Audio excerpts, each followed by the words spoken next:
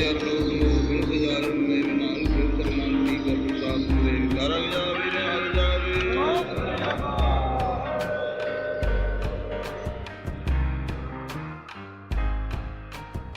back to the Suraj Podcast.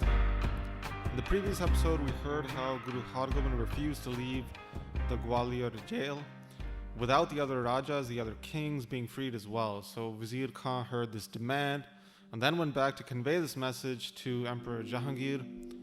Jahangir, when he heard this, he was upset. He didn't know what to do. He realized that capturing and subduing these kings cost his forces a lot of men. And so much money went into these campaigns. If they were released, they might start insurrections across the land, causing troubles for his empire. But on the other hand, he was thinking that, damn, I really need Guru Hargobind out of jail, otherwise I'm not safe, I'll be cursed, tigers will eat me in my sleep. He had all of these thoughts. So chapter 65 now begins with him thinking about what he's going to do. He thought for some time and then told Vizier Khan, Vizier Khan, listen, go back to Gwalior, bow down in front of Guru Hargobind, tell him to bless us with his darshan, his divine sight. Tell him that however many kings can hold on to his pleats of his jamma. A jamma, as discussed before, was the traditional clothing worn during that time by royalty. So however many kings can hold on to your pleats, you may take those kings out, but the rest must stay. You may bless those kings and give them the gift of life.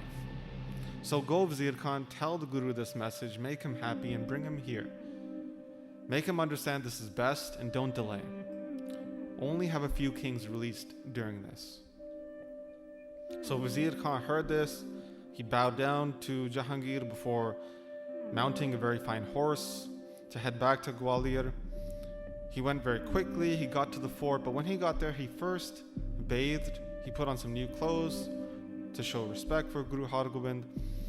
Then when he got in front of the Guru, he bowed down, he clasped his hands together and said, "Oh, graceful, merciful, protector of the meek, Guru Hargobind, you may take some kings out with you.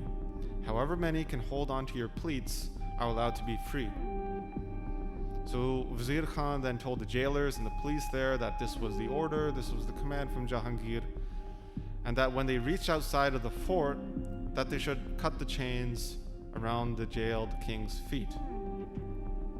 So Guru Hargobind heard this order from Jahangir and understood the cunning nature of this request.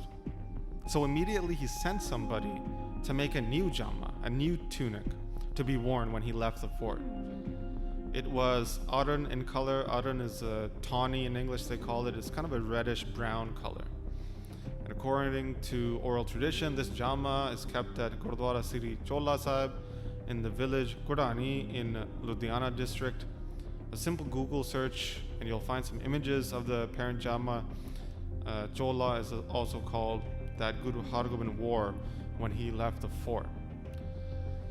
So they brought more fabric of the same color for Guru Hargobind's dastar, which was embroidered on both sides very beautifully.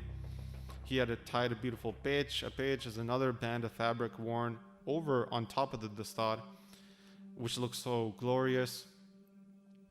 On his jamma, though, it had 50 pleats attached to it and two beautiful strands on the front of it. These strands are usually worn and usually tied up on the front to hold the fabric in place. On Guru Hargobind's dastar, he had a beautiful tiara, also called a jiga, which glistened from all the diamonds on it. Around Guru Hargobind's ears, he had beautiful round earrings, and around his wrists, he had beautiful bracelets. The Guru's wide eyes had such a beautiful sight. His arms were large and thick and strong like an elephant's trunk. And around his arms, he had these gems attached to them as well. Around his neck, he had a very large necklace made from pearls and jewels which sparkled. On his hand, he had some rings which were embedded with diamonds and gems, which looked so glorious on his beautiful body. He also had a very expensive silk cloth around his shoulders, which was very finely embroidered. He had a large shamsher sword, which looked as if it was a large and vicious tiger. He was also strapped with a shield, which was bedecked in gold as well. The Guru's quiver was also embroidered in gold stitching, and Guru Hargobind was holding a very large and heavy vicious bow. He then put on his beautiful shoes and then started to get up. The jailed kings heard that Guru Hargobind was taking off. They quickly got up and headed towards the Guru. They were so happy that they might be released. But they were so beaten down, they were injured, they were tired, they were dirty, malnourished. They had very heavy chains attached to their feet, so they couldn't walk very fast. Guru Hargobind saw them and said to all of them loudly, "Everyone, grab one pleat." So they all immediately frantically tried to grab one. Guru Hargobind had to calm them down. So all the 50 pleats were now being held, but there were 2 remaining jailed kings who didn't have anything to hold on to. These 2 clasped their hands together and they cried out so loudly, saying, "Please, please do not leave us, Guru Hargobind." The jailers saw that the pleats had all been held and that these 2 kings were left. So they started to head towards these kings and beat them back, saying, "What will you hold on to? You cannot leave. You're out of luck. Such is your fate, so go back to jail. There's nothing else to hold on to." These kings were, as they were being beaten back, cried out to Guru Hargobind again, saying, "Please, Guru, give us the gift of life. There's no other protector besides you. We are helpless.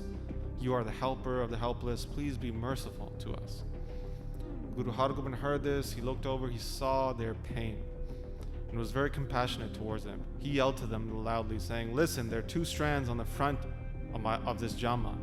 Come and hold on to them." The kings heard this. They were overjoyed. They immediately came. They held those strands.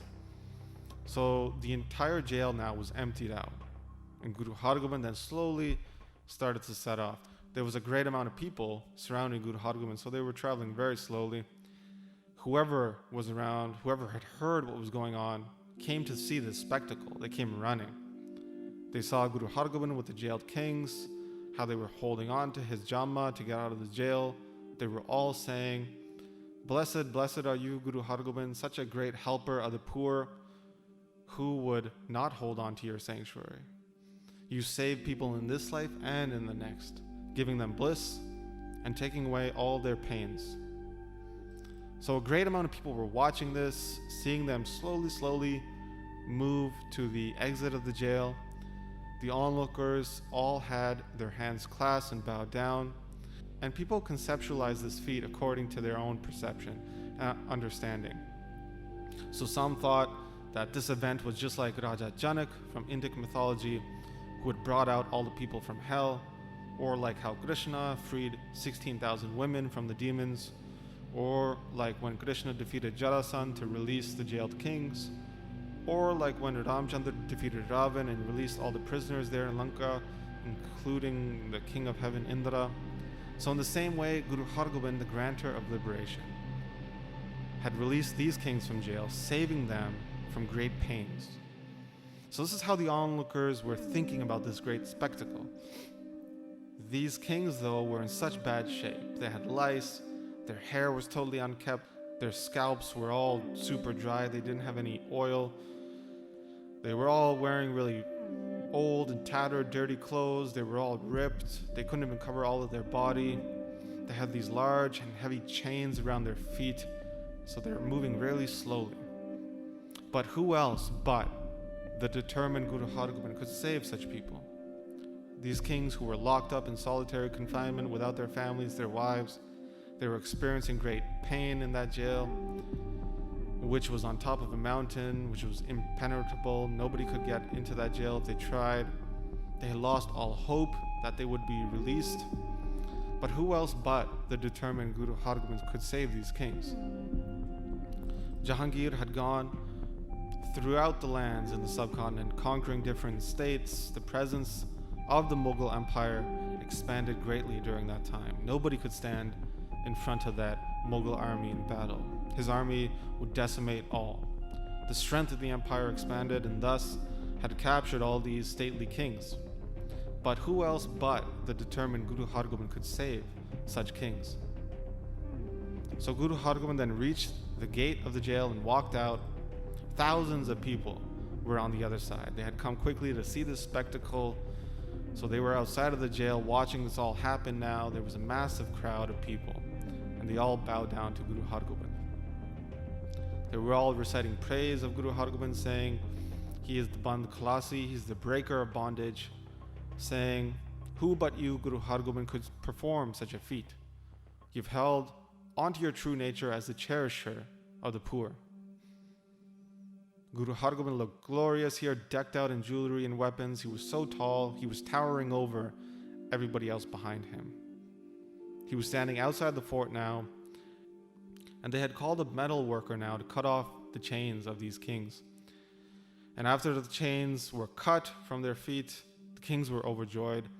It was just like how Guru Hargobind with grace removes the bondages of karma from his Sikhs, and they enter a state of bliss. So the whole world got to see this metaphor play out in real life after Guru Hargobind released these kings when they came into his sanctuary. So the main jailer, Hardas, he was ecstatic as well. He looked at Guru Hargobind and said to him, "Guru Hargobind, I want to live with you. I don't want to stay here in the fort anymore either. Please give me some service to do so I may make my life useful." So Guru Hargobind, looking gracefully at Hardas, blessed him and told him, "Take all the kings, bring them with you to Delhi. We are going to go ahead on horseback quickly. Jahangir has been waiting for some time, but you should watch over all the kings and slowly head towards Delhi on foot." Saying this, Guru Hargobind then took off on a very fine horse with Vizir Khan, with some group of Sikhs as well, Jetha, Purana, etc. They all were traveling in a line. Guru Hargobind was adorned with weapons, looking like a vicious tiger. Such a sight, the author Santokh Singh says, he is forever a sacrifice to. The author concludes here in the section of Raas 4, remarking the grace of the Guru greatly bestowed on him this effort to shed light on these beautiful stories of the Guru, which by reading or listening, all of one's sins are destroyed. So this is how chapter 66 and Raas number 4 concludes. If you want to learn more about the organizational structure of the Suraj Prakash, check out surajpodcast.com. Click the tab about Suraj Prakash. You'll see how the text is divided into 22 sections. When Raas number 5 starts off, in the next episode, we'll be covering the Mangals, the invocations that the author Santokh Singh writes before beginning this new section. He begins by praising the saints of the world, then his poetic and creative inspiration, the goddess Saraswati, then Akal Purkh, the divine, then 10 gurus, and concludes with a small request to all the Sikhs of old and present to bless him with the ability to beautifully tell these stories of the gurus. Following these invocations, we'll continue on with the stories of Guru Hargobind as he heads into Delhi to meet with Emperor Jahangir again. So that's where we'll pick up next time. But as always, we'd like to thank those who have been supporting the podcast through the Mangalacharn Patreon page. जरा आऊगा चढ़ के जाऊगा चढ़ के खालसे ना हारेगा तरला लाला मरेगा शरण परेगा ते तरेगा गज गज करा जावे गुरु हरगोबिंद साहब जे मन पावे निहाल हो जावे सत श्री अकाल।